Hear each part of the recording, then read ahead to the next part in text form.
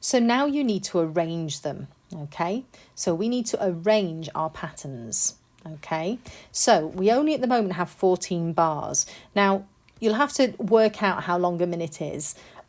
I'm not quite sure that it would be any way of telling you on this, but again, if you know different, please let me know and I'll let other people know as well. So I'm going to press plus and I'm going to add another 8 bars there. And in fact, what we want to do is I'm going to suggest we go to 32 bars. So this time when I press plus and add, I'm actually going to make it 10 bars. And the reason for that is that so we have in total 32 bars. You can see the end there is 32 bars. Now, if I do all sections again, you can see how much smaller everything is. But now it means that you can move things around and you can copy and paste them. Remember though, that they only paste where the marker is. So don't make a mistake there. So basically, oh, and if you do that, don't forget there is an undo there, which is very useful to do. Okay. So let's make sure we have enough bars. So I want to make that 10 bars. I just undid it there. So there we go. We now have 32 bars and we can see all of it. So I'm going to move these out of the way because I want to start just with, and notice I'm keeping them in the same line, but I want to start with that. So I am going to loop it. Now when you loop it, you can stretch it. So I'm going to have just that one for 4 bars. Okay, so I need to make sure that it ends at the end of 4 before 5 starts. And then I'm going to put my next one in. And again, loop. So I can stretch that and I want that one for another 4 bars to the end of 8. So you can see what I'm doing there, okay? And we can do that. I'm going to do that with all of these, in fact. So 4 bars to the end of 12, loop to the end of 16, loop to the end of 20, and then what you could do is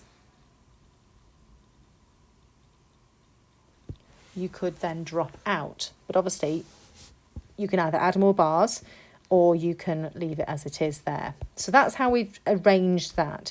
So now you can do the same sort of thing with the base in that you move it around, put it where you want it, and again with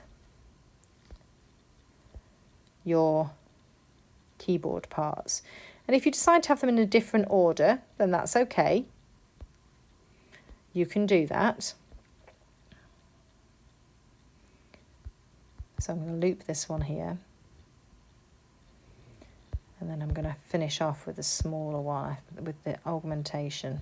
Now, did you notice when it goes there, it doesn't like that? Okay.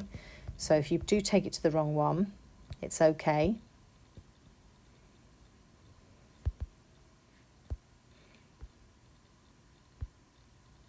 So we've got a pattern now that's been building and we're arranging it, okay? And it's that simple to do. So will you arrange it how it sounds nice? Now, this is probably not going to sound nice because I haven't really been thinking about it, but I've been showing you what to do. So if I go back to the beginning, and again, you can move that or you can click the back button here. Press play.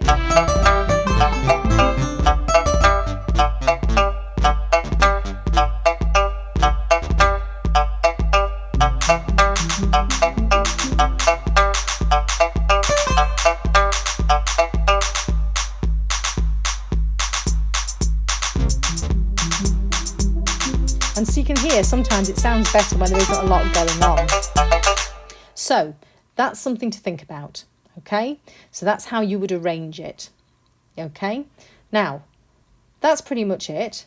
We have volume here. We have a mixer here. So there's various things that you can think about the tracking, you can think about the panning, if you want it exactly in the centre or you want to have it somewhere else. So there's other things you can play around with. Quantization is a good one though, because it corrects the timings of the notes. So when you play it in, if you're a bit concerned that it's not quite in time, we'll go for straight eighth notes and let's see if that's corrected everything. Okay, so let's see what that sounds like now.